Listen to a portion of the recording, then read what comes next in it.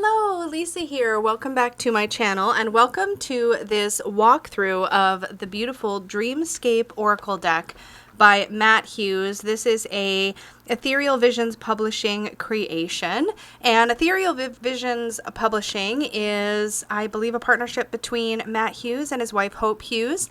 And I just wanted to start off this video by letting you all know that Hope and Matt sent me this deck for review so that I could share it with all of you guys, and oh my gosh, this box. Okay, I know I'm a squirrel, but this box has a gold stamping on it that is not just a flat gold, like for comparison. Sorry, I'm just going to squirrel on you for a moment. This is the Ethereal Visions Illuminated Tarot deck, which is also by the same creator, Matt Hughes, and this has gold through it on all the cards and on the box as well. But if you look, the Ethereal Visions gold is a gold, stunningly beautiful, but the Dreamscape Oracle deck is a rainbow gold. I was a little bit intrigued actually because I'd asked Hope if there was any specs for the deck that she wanted to share, and she mentioned that it was the cards have a rainbow gold stamping on it, and I was like, what's rainbow gold? Well, folks, now we know, and it's really pretty, and this is the same type of gold that's on the cards as well, which is really exciting. Anyway, this is the card for Ethereal Visions Publishing, and you can purchase the Dreamscape Oracle deck at dreamscapeoracle.com. It is $35 plus shipping. We're going to dive into the cards. Spoiler alert, my cards are out of order because I tried to film this walkthrough and my audio didn't record. So I'm re-recording it now. So we missed the exciting cellophane sort of unwrap bit, but that's okay. These cards are really pretty and I'm looking forward to sharing them. So first things first, the box itself is a really nice sturdy two-piece box that has thumb cutouts. Thank you, because I have gotten boxes like this where there's no thumb cutouts and it may not seem like a big deal, but if you put the box back together without the cards in them, like it's so hard to get it apart again. Or if you do like I do all the time when I'm working with a deck and you put the bottom of the box inside the lid, if there's no thumb cutouts, it's such a pain to get it all put back together again. So small thing, but a nice thing. And somebody else recently mentioned this too. I think it might have been Kelly at The Truth and Story was talking about the purpose of the thumb cutouts. It matters. These things matter. So thank you for that. Just a little bit about the deck here on the back. It says this deck was brought to life on March 24th, 2020 by the amazing support of Kickstarter backers. So a special thank you to our supporters for making this deck a reality. So this was a Kickstarter funded first edition deck. And the card stock is actually really nice. Sometimes with independent or Kickstarter funded decks, you don't know what kind of card stock you're going to get. But Hope told me that this is a 330 GSM and it feels really nice. It's got good flex to it and it has a black core. Is that what it's called? Just a black core? I think it's just called a black core. I'm just going to check.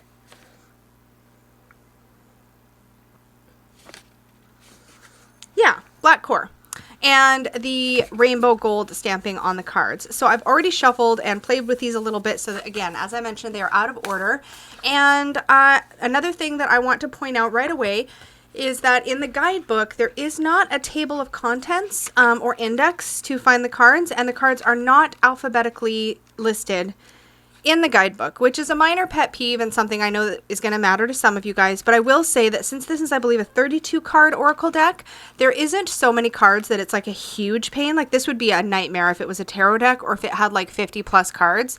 But because it's a slightly smaller deck, it's not really a big issue to try to find the cards that you're working with. So I just wanted to point that out. That is something that tends to be a little thing that can get to me. But let's talk about the backs of the cards. So check this out. What's really cool to me about this is that it's clearly like a moon, but you have all of these like light and shadow, but you have all of these swirls inside, and same thing with the background. Now there is a Matt Hughes copyright, but it's really subtle here in the backing, and in fact I didn't even notice it at first. I love the dragonflies here, and there's a mention, I believe, in the Kickstarter homepage about dragonflies being considered like messengers between sort of the dream world or the spirit world and the mundane world. So them being a really appropriate symbol for the back, and I agree. I think that's really beautiful. And I just think that this is a very well put together, like production quality deck. So let's take a look at the cards. I will warn you up front, I am like obsessed with this rainbow gold. I've never seen a finish like this, and you guys know I have looked through a lot of card decks. So let's get into this. I'm going to zoom us in and we're going to take a look. There was one other thing I was going to mention. Oh, yeah. As I mentioned, Matt Hughes is also the creator of the Ethereal Visions Illuminated Tarot deck. Now, I will admit, I only recently picked this up, actually, because I knew that they were sending me this deck for review, and I had been looking and looking at Ethereal Visions, but just hadn't picked it up yet. This has actually been produced now by US Game Systems, but it was also originally a Kickstarter deck.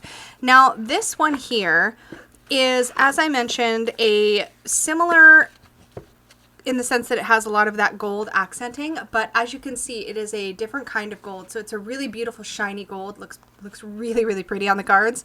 Doesn't have that rainbow effect, but you can see how aesthetically these decks are going to look really nice next to one another. And I'm really excited to be playing with the Ethereal Visions Tarot as well. But I don't want to spend a lot of time on this particular video talking about that. So stay tuned, because in a couple of days, I'm going to be getting together with Danny of Danny Mystic and Dustin of Modern Metaphysicae on our collaborative channel, 3 Fat Readers. And we're going to be doing a joint review of this deck because it is one that we all 3 now have. So we're going to be talking about this deck in a lot more detail. So tune into that video if you want to hear more about this. For now, we're going to dive into the Dreamscape Oracle deck. So let me get these centered and get us zoomed in. Perfect. Awesome. So my impression of this deck at first sort of glance is that these are sort of archetypal images that are meant to take you into that sort of dreamy spirit world kind of place, right? And so one of the things I thought was really cool that Hope shared with me when she sent me this deck was that these images were whispering to Matt to bring them to life in the waking world. It says this deck was waiting in the dream world where the images were whispering to Matt to bring them to life in the waking world. I think that was such a cool thing to say. It gave me like little tingles, like, yes, like that's so cool. And the Kickstarter page says this, and I thought this was appropriate to share here with you. The Kickstarter homepage said, for this campaign, said, dreams are natural portals into another realm of consciousness where we see the unseen and comprehend the incomprehensible. We are not alone in the other world. We have guides that aid us with understanding visions that are unveiled to us during dream time. The Dreamscape Oracle cards visualize those who walk in dreams and guides you to interpret the messages given. So this is a 32 card Oracle deck. So let's dive in. First, we have Sun Bear, and again with the rainbow gold, and I hope the camera catches the rainbows, but they're really easy to see in person. And I love how the gold is also on his chest here. I think that's really cool. Elephant. I don't know why, but I love when there are elephants in Oracle decks. They just give me messages. They tend to give me messages about listening and about wisdom. I really enjoy that archetype. Memory. And here we have somebody who she's got like a little jewel, obviously something at her third eye, and we can see the gold accenting that there. And she's holding, it looks like a small candle holder. It actually looks a lot like these guys with a little handle on the side. And she's got a feather, and it just, to me, it's almost like a beckoning sort of thing here, like beckoning you backwards, beckoning you to the past to really examine where your memories are at play in the situation or in your dream or however you're using these. The light. And there's another card in here. I wish they weren't out of order, actually. Let's just pull it out because I think it's a really cool thing to share. There's the light, and then there's also the night. So I'm going to screw up the order, but that's okay because it's already screwed up. So I love these two because I feel like they provide a really interesting balance between light and shadow. We have the light and we have the night. And I think these are both stunning cards, and you can even feel like sort of light and night in each of them. I love this with his censer and all of this like sort of smoke around him and the sky as part of his like sort of tunic here. So good. And same thing here. There's a lot of these elements where sort of you feel like this universe energy in the artwork sort of embedded with the rest of the image. Like here we have this universe right here in this image here. But also I love, love, love that this figure is with their hands literally making the shape of a yin yang. I think that's so cool. And it just gives me a lot to work with as an intuitive reader. I really enjoy that. The gift. My impression of this card is kind of interesting because on one hand, there's this mysterious like thing in her lap, and there's this lid just kind of cocked to the side, and something's obviously coming out and is being released. And it definitely gives me a little bit of a Pandora's box kind of feeling. It could be, I mean, in Pandora's box, it wasn't good, but I feel like it could be good or it could be not so great. But it's this idea of the unknown and having, here's this gift, now what are you going to do with it kind of thing. I don't know. I just feel like my intuition is really playing with these images quite a bit. I love the fawn. I mean, I love a lot of things, you guys. I'm not going to lie. But the thing about this is that when I see a baby animal or a young animal, I always think of like purity and innocence. And I just think that's a really nice energy to bring to an oracle deck. The scales. And here we have a very justice-like image. Super beautiful. And I love this thing right at the center here of her chest. It's like a skull almost. Yeah, it looks like a skull. Let's bring it up a little closer. I just think that's really cool. And again, with the rainbow gold, it's so pretty. We have a serpent. And you could read this a number of ways. Like this shows the serpent, I think, in a slightly more shadowy like light. It's a little bit darker. The snake looks a little bit not so friendly. And we have a skull over here as well. So something to work with. But I don't think you have to read it in that way, right? You could read this as intensity versus negativity as well. The guardian. But I hope by now you see what I mean when I'm talking about the fact that these figures, these archetypes, all feel very otherworldly. They do feel like figures that could walk in your dreams. This is probably one of my favorite cards in the deck, the crone. I just think she carries a lot of intensity. I feel like there's going to be people who really see the Morrigan or Hecate in this card, and I think that's going to really resonate for a lot of people. There's a very dark goddess, like... And we don't actually have, I'm trying to think right now, there's not a lot of decks that feature this kind of energy. There's some, but this is done so well. This really looks like what I envision a crone energy to look like. The prophet. This feels very Oracle of Delphi to me. I love the way we have this sort of like curling up sort of dreamy cloud business coming up from the bottom here, and a much friendlier relationship with the wisdom of the snake. I get some Lilith vibes here. I love it. White buffalo. I'm curious what the guidebook has to say about that. Maybe we'll get that in the end when we start looking at the guidebook. The harpy eagle. The octopus.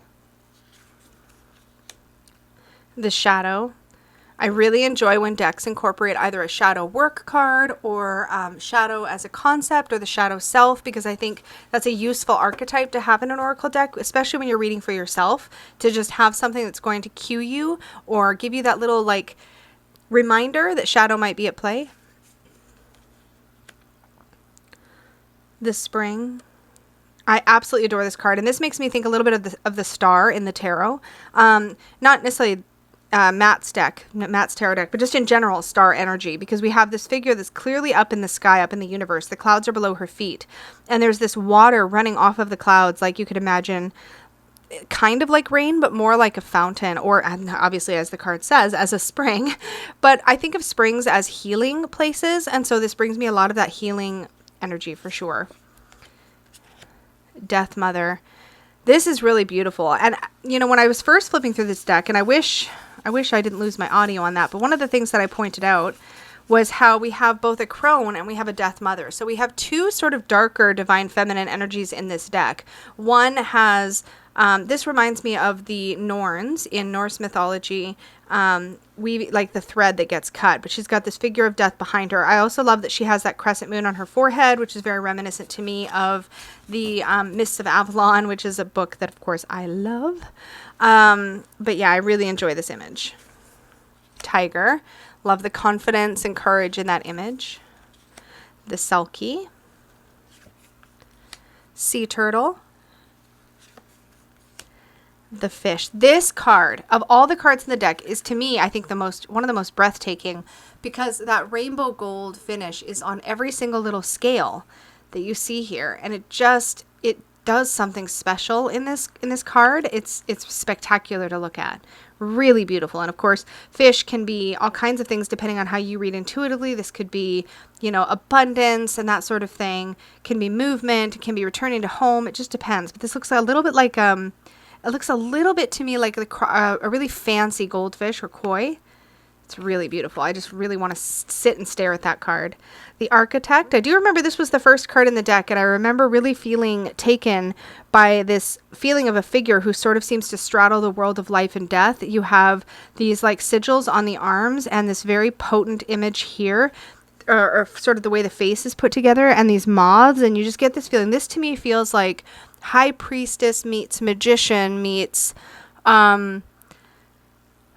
I don't know. There's this like very deep esoteric like wisdom in this card. It really feels powerful. It feels sovereign, potent, very, yeah, just a very inspiring card. The Silence. Ooh. Interesting. And the fact that she's holding her hand over her mouth, the idea that she's choosing silence in this situation. That's how I would read that. The Horn, obviously it's nice to have a card in the deck that speaks to a calling or listening to messages from spirit, that sort of thing. That's what I would get from an image like this. The Gate. I love this. I love this because I feel like it makes me think of like a portal opening up. It gives me that sort of concept, or that feeling, I guess, like in Chronicles of Narnia with the wardrobe, right? This idea that you could walk into another world, or an invitation. It feels like an invitation, the Gate. I love that. And Luna Moth. This is so beautiful with this big moon in the background and all that gorgeous rainbowness. It's so pretty. And I love the way that the clothing is painted in this deck and in the Ethereal Visions. That sort of flowy effect you get in the gowns and the clothing that different people are wearing. It's so soft, and yeah, it gives the whole deck that flowier feel. As does the smoky sort of incensey things that you have going on in the artwork as well. White Owl. I love all these little stars with their rainbow metallic, rainbow gold. Love that. The Seer. Love, love, love. Another card that gives you that sort of prophetess kind of feel. Rabbit and Fox.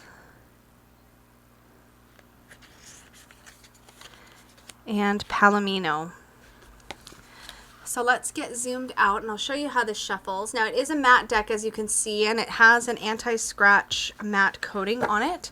Again, 330 GSM, and it's tarot size, and these cards are exactly, let me just bring this Ethereal Visions Tarot out. They are the exact same size as the Ethereal Visions Tarot. That's by US Games. So that's really convenient to me. I really like it when decks do that. Like, you cannot literally tell the difference between them. So same exact size. This is the backs of the Ethereal Visions. Obviously, this is the backs of the Dreamscape. And yeah, so let's dive in. So that's the card stock. Again, it shuffles beautifully. It's a 32 card deck, so it's not terribly chunky, so it's really easy to handle. Even if it was a thicker card stock, it would be easier to handle, but this card stock feels really nice. So let's take a look at the guidebook, and I'll show you what to expect there. And I'm going to zoom this in just a bit more again. So when you get into the guidebook, you have an introductory thank you. There is some formatting things here where it feels like because it's got this sort of fold so that you don't have to break the binding to get into the pages. I feel like it needed just a little bit more room on that side. That's just a nitpicky thing that they'll probably fix with future editions, or future printings rather. But there's a bit of an introduction as well as some information about the card meanings. Talks about how the information in this booklet is just a starting point. Trust your intuition as you gaze into the cards. Assigning meaning to your question may not come easy, takes time and practice. I totally agree. And there's a little bit more there, and then you get right into card meanings, and all of the card meanings pages are formatted this way. So you have a bit about the archetype on the left, and then a short message for the meaning on the right, and a grayscale, nice sized mini version of the image on the right side page as well. And it's like that the whole way through. And then at the very end, there is a 3-card Dreamscape Oracle spread. It says the Dreamscape Oracle evokes imagery of stepping out from what you already know and into the hero's journey, where you wander around meeting new characters and taking on new challenges. Use this spread to seek out a new goal or desire, and let the first step propel you to success on the journey you're commencing. So I thought what we would do is I want to show kind of, there's a little bit here about your first reading, and then that's it for the guidebook. So there's not a lot of information here. I do wish there was a little bit more, but when I looked through some of these messages in my first attempt to record this video, everything really makes a lot of sense. So what we're going to do is we're going to do a sample reading using this Dreamscape Oracle spread in the back, just to see how the cards read. So we're going to be looking at just a sample 3 card. So let's lay out 3 cards. We're going to look at them one at a time, but we're going to lay out 3 cards. I'm still a bit zoomed in, but I think that works for this. Okay, so we're going to pull 3 cards, and according to the 3 spread positions of the included spread. Okay, so in position 1, we have the Seeker. So this is, what do I seek? This card provides information about what you desire. How close to manifestation is this desire? So this is kind of like the goal, like what it is you're looking for. The Scales. So looking for balance, fairness, and justice. Let's see what the book has to say for the Scales. Again, I wish that these were either alphabetical or numbered in some way, so they were easier to find. Listen to what is going on in the situation and make a decision to benefit your world. Bring proper judgment back to the world. So again, it's that feeling of justice, of balance, of equality. On the left, it says, she holds the scales of justice delicately between her fingers. She weighs every spoken word people tell her in her presence. Each nuance, each word choice petitioners make gives their position away. Determining right from wrong takes an intricate skill. Not everyone can do what she can do.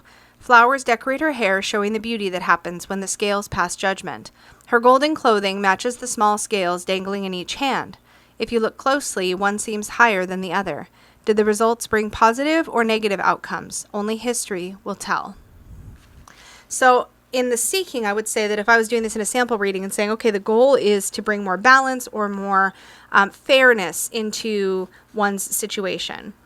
The second card position is the first step. And it also says here in this section that you could pull multiple cards, like if you feel like you need more than one step. This is like your verb, the action to take to get you closer to your goal. And we have the Gate. Oh, that's good. I wanted to see how the guidebook was written about this card, and I haven't looked at that yet. So, the Gate. Portals appear at the edges of our eyes that you can almost visualize if you squint. Some see these portals, and they know them for what they are. They have the gift of opening the small tear in the fabric of the world's material at will. The woman at the gate steps toward the rip, and her fingers find the edges of the gate. She reaches out and traces the portal's edges, and gently she tugs the sides apart. The space opens. The air's salty scent teases the corners of her lips as the soft sounds of ocean waves flow into our world. She continues pulling them apart until there is a window big enough for someone to step through. She smiles out to the other side and walks away. The portal is open and now waits to claim its traveler. It says, look deeper into the situation. What you want lies on the other side. Just step through. So that is a very actionable card to fall in the second position. So if we're looking for this sense of justice or the sense of fairness, we need to just step through to the other side. We need to look deeper, gain another perspective. Like here, she's stepping from one reality into another. So it's almost like, to me, giving me that feeling of like walk a mile in somebody else's shoes, like look at it from the other perspective. And I think that's really good advice if we're looking towards a goal of more fairness or bringing balance to a situation. And finally, the third card position in this spread is the outcome. So what will happen if I attain this goal? And we have Elephant. Ooh, interesting. Let's see what we have for Elephant in our guidebook.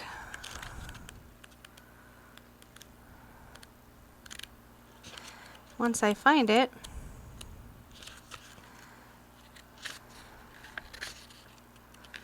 let's see.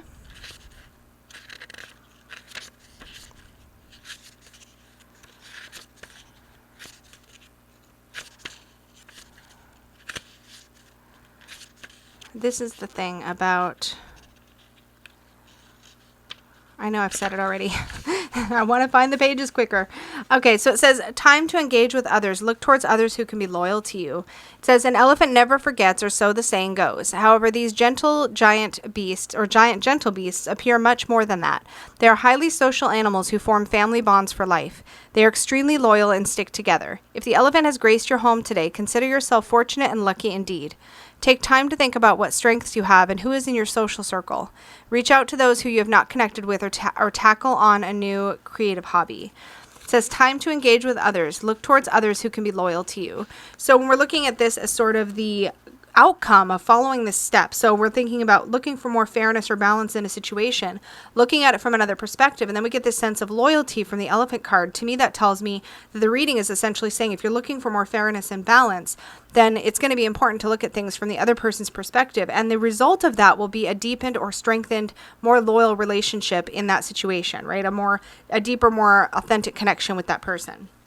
So let's zoom out. I'd like to try really quickly to do a sample reading, one that I go to a lot actually, that I will do my best to remember to put a link to in the description box down below, but I want to work with the Ethereal Visions Tarot with the Dreamscape Oracle in the way that I would normally work with these two together. So I use a spread almost every day, not every single day, but almost every day, called the Morning Cup spread. It's just something I've been playing with recently. I used to just pull one tarot, one oracle in the morning, and somebody posted the Morning Cup spread in my Supportive Tarot Facebook group. And I really enjoy the way that it sort of sets the tone for the day. And I usually will it's a 5-card spread shaped like a coffee mug, which I love. And I'll usually use tarot for the first 4 cards and an oracle card for the 5th. So I thought we could do that with these 2 decks and just see sort of how they play together. So the Morning Cup spread starts with what can ground us today. And we have the 8 of Cups, and this feeling like what we need to do is really look at where we've put our effort and where we may need to reevaluate and maybe step away from the things that have come to their natural conclusion, and maybe it's time to put some of that stuff behind us. So sometimes for me, this card is about leaving behind even the good stuff that's just been like taking up a lot of emotional real estate and moving forward, like making a conscious step forward. So that's what can ground us today. And then what can be built on or improved today? And we have strength. So a little bit more awareness. To me, strength card often comes up as a sign that it's time for a little more self-awareness, a little more willingness to look at shadow within oneself, that sort of thing. So that tells me that could be improved upon today. What to be especially mindful of today is the 2 of Wands. So be aware that there's a lot of possibilities. It's never quite so limited as it feels. How we can make a positive difference today, the Tower. So be prepared for a shakeup and roll with the punches. That's how I would read that. And then I would go to the Oracle deck for the 5th card, which is essentially the energy of the day. I think the way it's written in the spread, it says Carpe Diem, and then it says energy of the day. Oh, I didn't shuffle. Let's shuffle. Let's shuffle and get another card here. So I feel like a deck like this would work really good in this spread and in that position where we're looking for like that energy of the day. So what do we have? Palomino. So let's see what the guidebook says about this card. So Palomino, I think was one of the last cards. Yeah. Okay.